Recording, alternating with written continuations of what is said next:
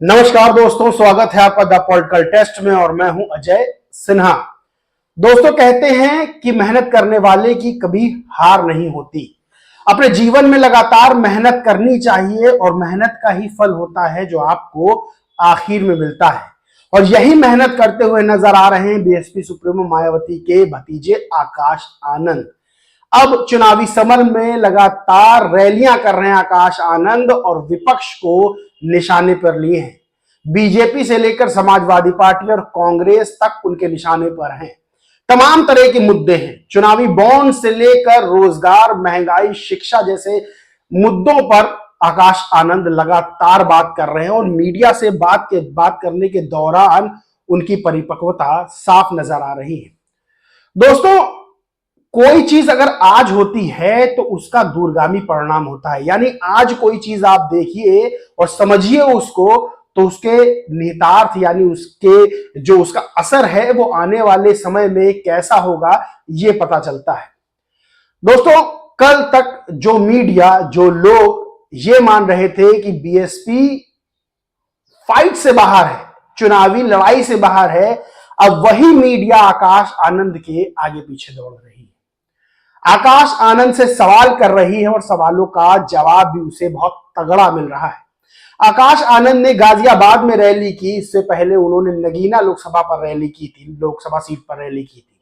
गाजियाबाद में भी रैली करते हुए आकाश आनंद ने चुनावी बॉन्ड को लेकर जमकर हमला बोला और कहा कि जो दल हैं, राजनीतिक दल बीएसपी को छोड़ के सभी धन्ना सेठों के सहारे चल रहे हैं, यानी धन्ना सेठों से पैसा लेते हैं। लेकिन बीएसपी एकलौती ऐसी पार्टी है जो बिना ₹1 चुनावी चंदा लिए चुनावी मैदान में डटकर मुकाबला कर रही है। और इसका देखिए असर क्या होता है कि कल तक जो अखबार, जो मेनस्ट्रीम मीडिया बीएसपी खबर नहीं दिखा रहा था, वो अब बड़े बड़े कॉलम में आकाश आनंद की रैलियों को कवर करके खबर निकाल रहा है। मेरे हाथ में पेपर है, बड़ा पेपर है, और इसने छापा है कि कार्यकर्ताओं के तन, मन व धन से चुनाव लड़ती है बसपा आकाश। यानी आकाश आनंद ने जो रैली की गाजियाबाद में, जनसभा को संबोधित किया साहिबाबाद में, उस पर लिखा। और आकाश आनंद ने कहा कि 6 सालों में 25 दलों ने धन्ना सेठों से करोड़ों रुपए लिए, लेकिन बसपा का नाम इस सूची में नहीं है। बसपा कार्यकर्ताओं के तन, मन व धन से चुनाव लड़ती है। वहीं सपा बरसते हुए उन्होंने कहा कि कहते हैं कि लाल टोपी पहनकर आए और टोपा पहनाकर चले गए। वहीं बसपा शासनकाल में शिक्षा और नौकरी की भी उन्होंने बात की जो सबको मिलती थी। दोस्तों, सबसे बड़ी बात, जब आकाश आनंद आए तो बहुत से लोगों ने विरोध किया कि जैसे राहुल गांधी है, जैसे अखिलेश यादव हैं, वैसे ही चांदी का चम्मच लेकर आकाश आनंद राजनीति में आए हैं। यानी बसपा सुप्रीमो मायावती के सहारे आकाश आनंद राजनीति में आए हैं। तो आज मैं क्लियर कर देता हूं और ये बात आप लोग अपने अपने मोबाइल में सेव करके रख लीजिएगा जो मैं आज कहने जा रहा हूं। दोस्तों, जब राहुल गांधी आए और जब अखिलेश यादव सत्ता में आए वो स्थितियां कुछ और थी, और जब आकाश आनंद सत्ता में आए वो स्थितियां कुछ और थी। राहुल गांधी बहुत बड़े राजनीतिक घराने से हैं, कई सालों तक सत्ता रही उनकी, और सबसे बड़ी बात यह है कि किसी ना किसी राज्य में, यानी आधे से ज्यादा राज्यों में कांग्रेस की मिलीजुली या पूर्ण बहुमत की सरकार रही। 2004 से 14 तक केंद्र में कांग्रेस का शासन रहा, कांग्रेस के प्रधानमंत्री डॉक्टर मनमोहन सिंह रहे। उस दौरान राहुल गांधी सत्ता में रहे, सत्ता में आए और आज वो संघर्ष कर रहे हैं वापस सत्ता में आने के लिए। लेकिन जब राहुल गांधी आए थे तो उनकी पार्टी बहुत बड़ी और सत्ता में थी। दूसरी चीज, जब अखिलेश यादव सत्ता में आए तो उनको उनके पिता ने सत्ता सौंपी, यानी स्वर्गीय मुलायम सिंह यादव ने उनको सत्ता दी। 2012 में मुख्यमंत्री बनाया अखिलेश यादव को। लेकिन आकाश आनंद इससे कैसे अलग हैं? आकाश आनंद राहुल गांधी और अखिलेश यादव की स्थितियों से बहुत अलग है, क्योंकि आकाश आनंद को संघर्ष मिला है दोस्तों, सत्ता नहीं मिली है। बड़ी बात यही है कि आकाश आनंद के हाथ आया है संघर्ष। और उस संघर्ष के जरिए वो सत्ता को हासिल करना चाहते हैं। यानी उस स्थिति में आकाश आनंद आगे आए हैं जब बीएसपी अपने सबसे कमजोर स्थिति में राजनीतिक रूप से है। तब आकाश आनंद को बसपा सुप्रीमो मायावती ने एक जिम्मेदारी, बड़ी जिम्मेदारी दी और आकाश आनंद उस जिम्मेदारी का निर्वहन कर रहे हैं। तो जो लोग ये कह रहे हैं कि बसपा सुप्रीमो मायावती ने आकाश आनंद को एक राजनीतिक रूप से चांदी का चम्मच पकड़ाकर आगे कर दिया है, तो वो लोग पूरी तरह से गलत हैं। क्योंकि आकाश आनंद को कोई मुख्यमंत्री नहीं बना दिया गया, आकाश आनंद को कोई विधायक और सांसद नहीं बना दिया गया।